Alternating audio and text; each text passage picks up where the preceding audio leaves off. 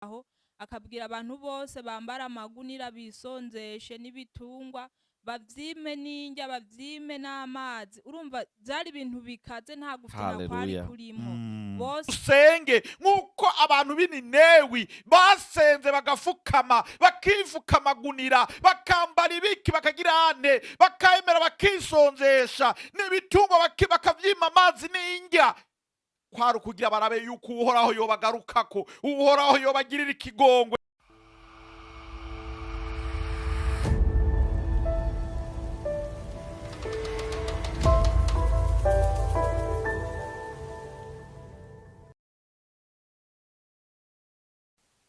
Bakunzi bacu ndabaramukije amahoro y'Imana abane namwe aho muri hose.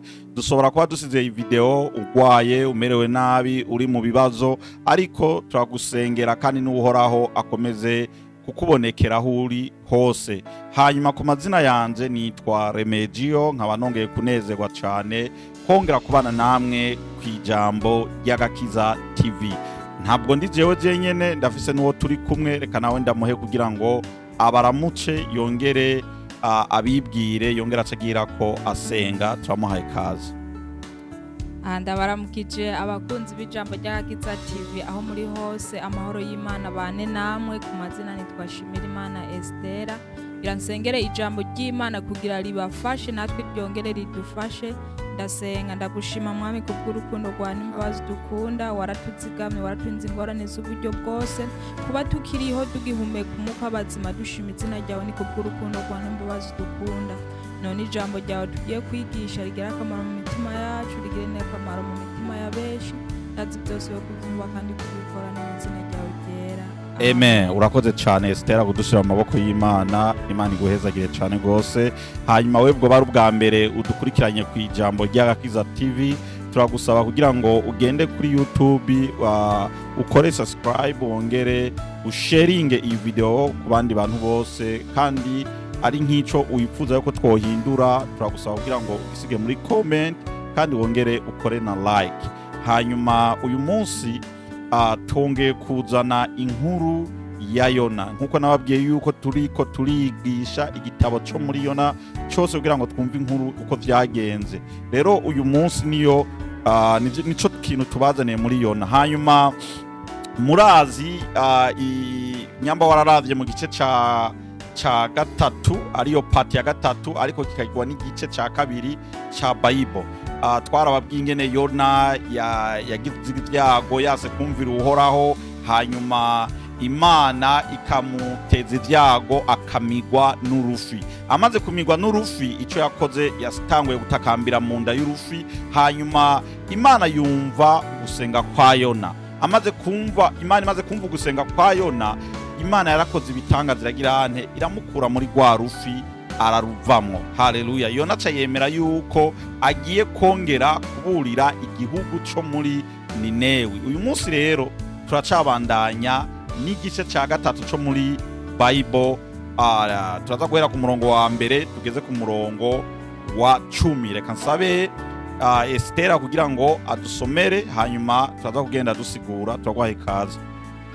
Ndagiye gusoma ijambo ry'Imana ryo muri Yona igice ca gatatu, ndahera ku murongo wa mbere ndageza ku murongo w'10. Ndasoma mu izina rya Yesu. Ukungene Yona Imana yamutumye Ininewi akaburira abantu bakihana. Yona aburira abininewi baca barihana, maze ijambo ry'uhoraho rija kuri Yona ubugira kabiri, riramubarira riti va hasi uje Ininewi, ca gisagara kininiya ukiburire imburi nzokubarira. Nuko Yona ava hasi aja Ininewi kubw'ijambo ry'uhoraho rivuze, kandi Ininewi cari gisagara kinini c'agahebuza, kugikikuza rwari urugendo rw'imisi 3. Imana idufashe cyane bene data. Murumva yuko ijambo ritubarira ngo maze ijambo ry'uhoraho ryongeye kuza kuri Yona ubugira kabiri. Muravyibuka mu gice ca kabiri, mu gice ca mbere ijambo ry'uhoraho ryagiye kuri Yona rimubwira ati nave hasi agende aburire igisagara cyo muri Ninewi. Yona amaze kuvyumva acarahunga uhoraho. Rero ugomba kubikurikirana, genda ukurikirana ico gice ca mbere niho uzobona uko vyagiye biragenda. Rero ngaha naho muri iki gice ca gatatu ijwi ry'uhoraho ryongeye kandi riza kuri Yona, ariramubwira ati va hasi ugende uburire igihugu c'Ninewi. Cyari gisagara kinini cyane gose kugira ngo ugikikuze rwari urugendo rw'imisi 3. Imana irufashe cyane gose. Hanyuma Yona amaze kumva iryo jwi ry'uhoraho, Yona ico yakoze n'igiki bene data, kuko yari yamaze kwemeza, arabwira uhoraho ati jewe ndemeye, ndagiye kwemera kuburira abantu b'Ninewi. Nkuko nababwiye igihugu c'Ninewi cari igihugu gifise ivyaha, bakora ibintu bitandukanye bibi bidahuza n'uhoraho. Rero Yona amaze kumva iryo jwi ry'uhoraho, yaciye ava hasi agenda kuburira igihugu c'Ninewi. Bene data, reka ndababwiza ukuri, namwe muri ngaho muriko murankurikirana mukwiye kumvira uhoraho. Uhoraho ariza gutuma ati genda muri iki gisagara ugende ukiburire, mwirazi mugende kandi ufise n'umutima mwiza cyane uvuga ati je ngiye kuburira iki gihugu. Imana idufashe cyane gose. Reka nongere ndamusabe Esther kugira ngo abandanye ku murongo wa 4. Yona atangura kuja mu gisagara, agenda urugendo rw'umunsi umwe. Asemerera ati hasigaye imisi 40 Ninewi hagakomvomvogwa. Maze abantu b'Ninewi bemera Imana, bashinga ngo habeho kwisonzesha, baca bambara amagunira uhereye kuhambaye ugashitsa kuri nyarucari, hanyuma y'abantu. Imana idufashe cyane bene data. Yona amaze kumva iryo jwi, ikintu yakoze n'igiki, yaciye avuga ati reka ntangure urugendo. Rero bene data yaciye afata urugendo agenda mu gihugu c'Ninewi. Ico gihugu c'Ninewi yahagenze urugendo rw'umunsi wose ariko aragenda kugira ngo ashike muri Ninewi. Imana idufashe cyane gose. Amaze gushika Ninewi ico yakoze n'igiki, yaciye agenda arasemerera, aravuga ati bantu b'Ninewi mukwiye kwihana, bantu b'Ninewi mukwiye kuva mu vyaha, bantu b'Ninewi mukwiye kugarukira uhoraho. Imana idufashe cyane bene data, namwe muriko murankurikirana, kwigisha ijambo ry'Imana si ukuguma mu rusengero gusa. Kwigisha ijambo ry'Imana si ukwigisha mu muryango wawe gusa. Ijambo ry'Imana nirazi mugende ugigishe no hanze, abantu kugira ngo bagirene bihane, kuko hari abantu bese batazi Imana. Ariko niwagenda mwibarabara ugenda urasemerera, abantu bazokumva ijwi ryawe, baheze bihane bave mu vyaha. Imana idufashe cyane gose bene data. Rero niko vyabaye kuri Yona. Amaze gushika muri ico gihugu, haleluya, abantu b'Ninewi ngo bemera Imana. Haleluya. Ngo baciye bemera Imana. Reka twongere dusome umurongo wa 5. Wa 5 havuga ngo maze abantu b'Ninewi bemera Imana, bashinga ngo habeho kwisonzesha, baca bambara amagunira uhereye kuhambaye ugashitsa kuri nyarucari, hanyuma y'abandi. Imana idufashe cyane gose bene data. Ibi bintu ndiko ndabibabwira, Yona amaze kuza gusemerera muri ico gihugu, yarababwiye ati musigaze imisi 40. Iyo minsi ngo 40 ngo igahera, ico gihugu c'Ninewi cose kirosambuka, kandi n'abari muri ico gihugu bose batigite bapfe. Imana idufashe cyane gose. Ariko rero bene data, kuri uwo murongo wa 5 baratubwira ngo abantu b'Ninewi bamaze kumva ivyo karababarira ngo baca bemera Imana. Haleluya. Ngo bamaze kwemera Imana ngo baca bashinga itegeko rivuga ngo nirazima ngo twisonzeshe. Imana idufashe cyane bene data. Bace bashinga iyo tegeko ati gwera ku muntu ari we wese, gwera ku muntu mukuru, ugaca kuri nyarucari ngo nirazima akore amafungo yo kwisonzesha. Ngo bacashinga n'itegeko ngo buri muntu wese ngo yambara iki, yambara amagunira. Murumva bene data. Reka twumve ku murongo wa 6 ingene vyaciye bigena ngo ku mwami w'ico gihugu. Inkuru zishika ku mwami w'Ninewi, ahaguruka ku ntebe yiwe, yiyambura imyambaro yiwe, yambara igunira yicara mu munyota.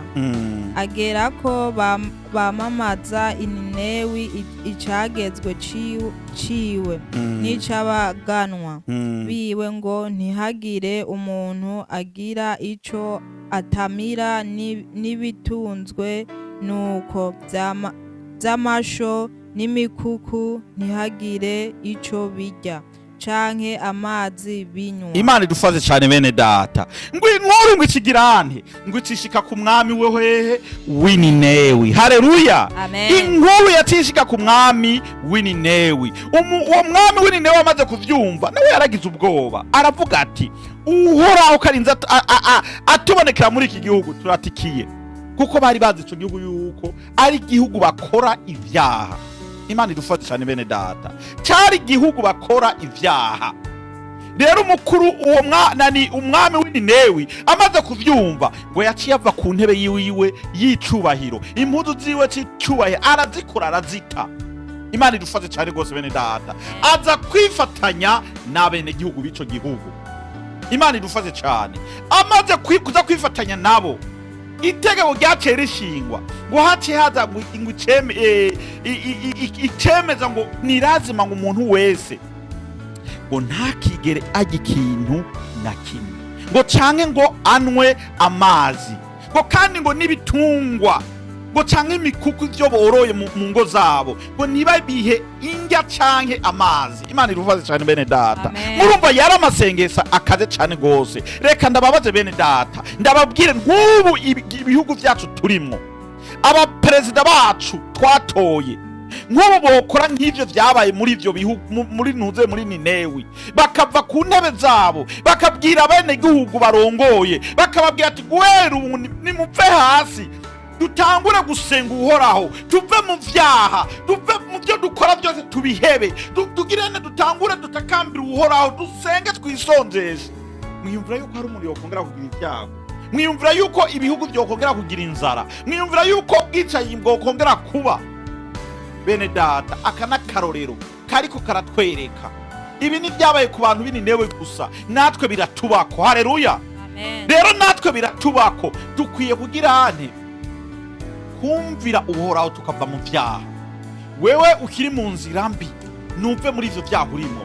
Murumva ivyabaye kuba mu gihugu c'Ininewi, Imana yari imaze kubahereza iminsi 40, irababwira ati muri iyo minsi 40 mutihanye ngo mungarukireko ico gihugu canyu kiratikira kandi namwe muzotikira.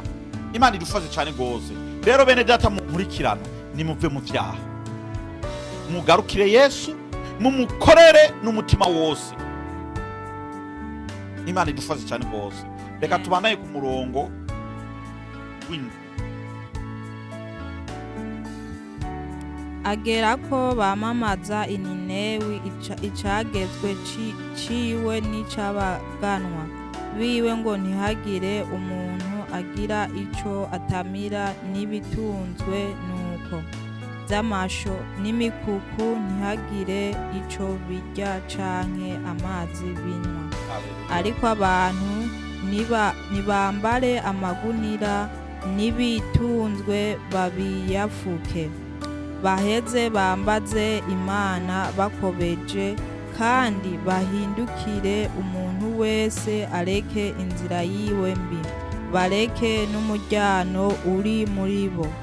Faze cyane gose. Reka nsabe Estera nawe agire icyo avuga kuri uyu murongo.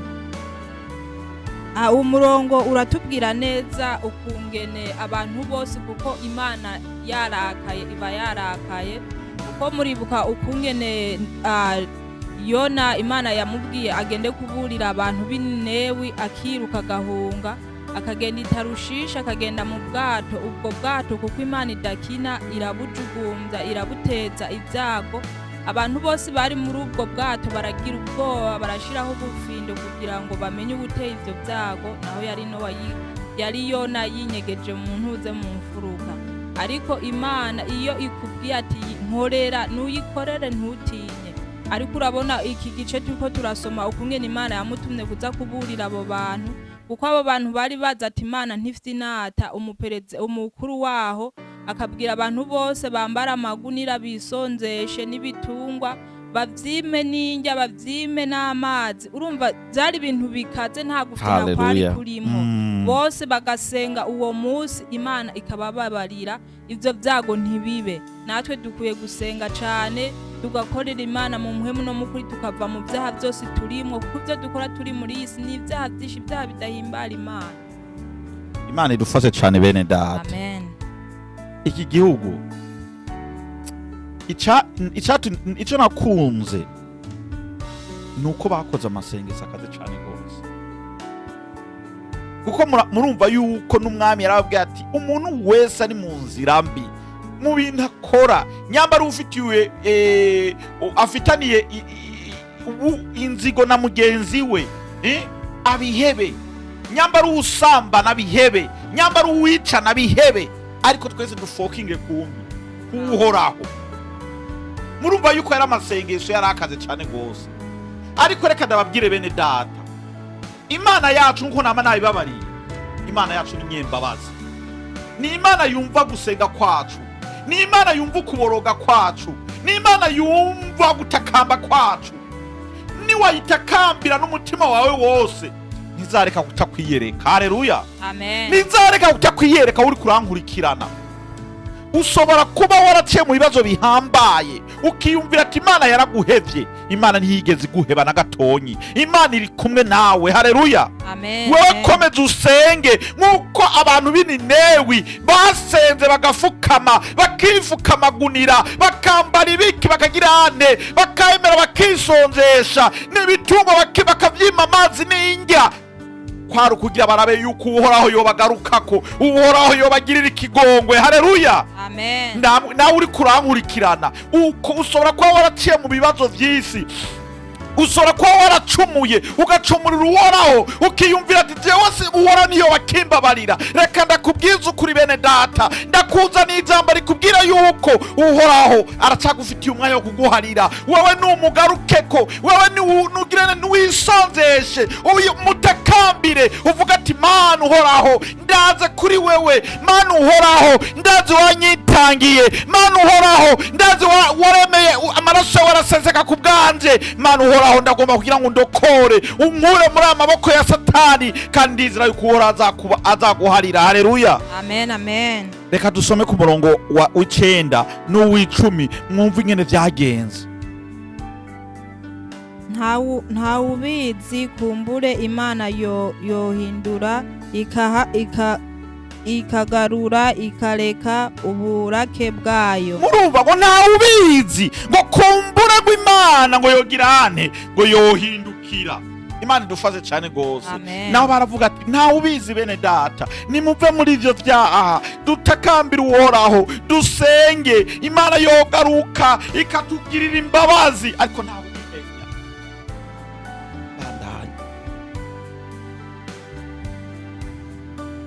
Ntawubizi, kumbure Imana yohindukira ikagarura ikareka uburake bwayo bw'inkazi. Bene data, reka ndababaze, ninde z'uburake bw'Imana?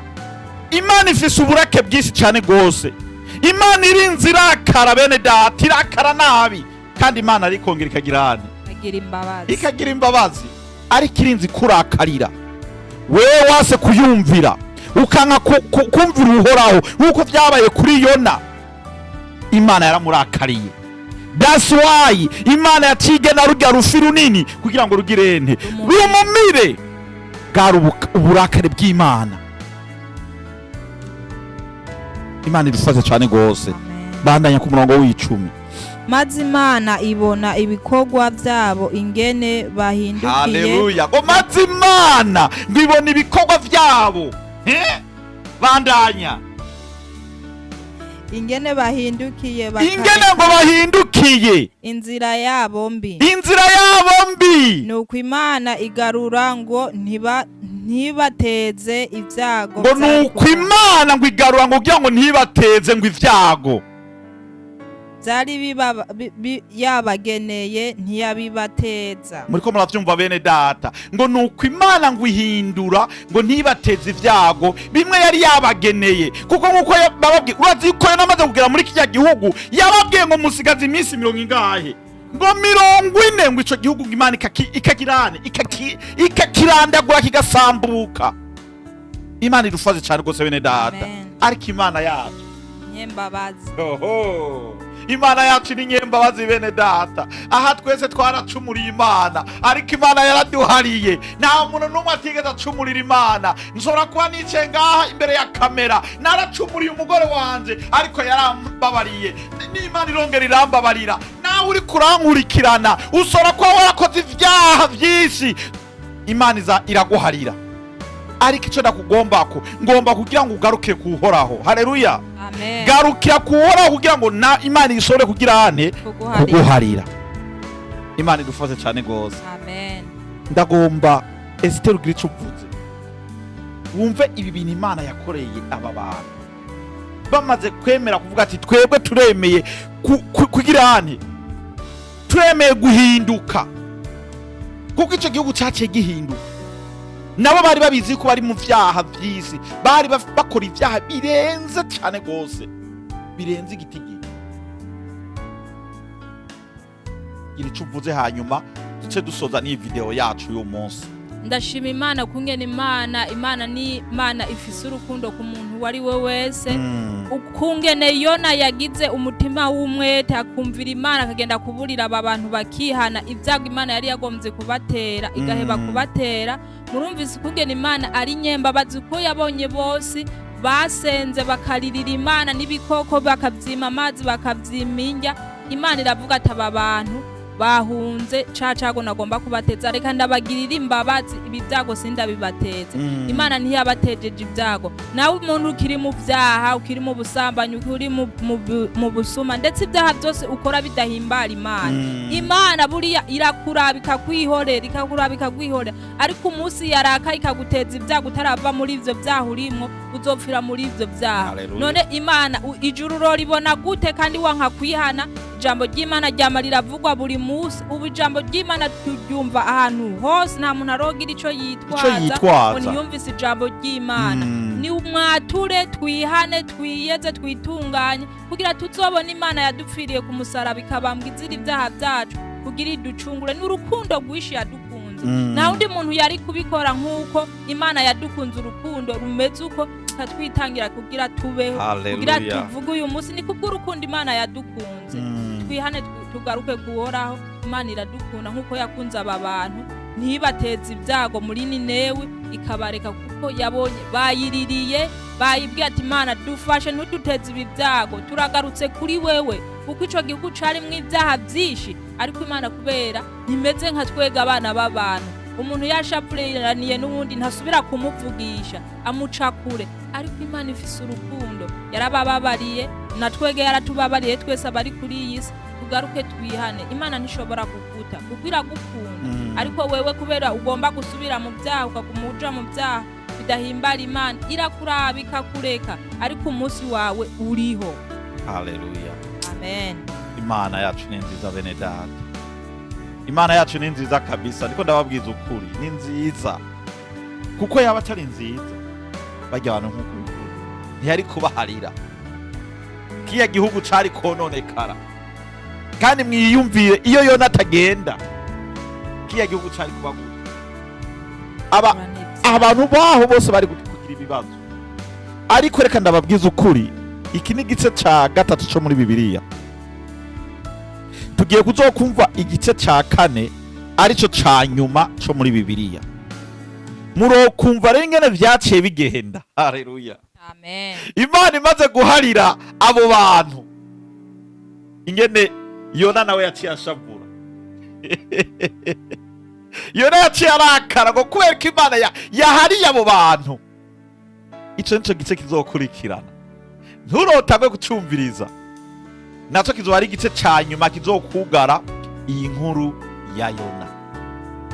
Rero mwakoze cyane kuba mwadukurikiranye ku ijambo ry'Agakiza TV. Imana ibahezagire. Reka dusengere n'abagwaye n'abari mu bibazo bitandukanye.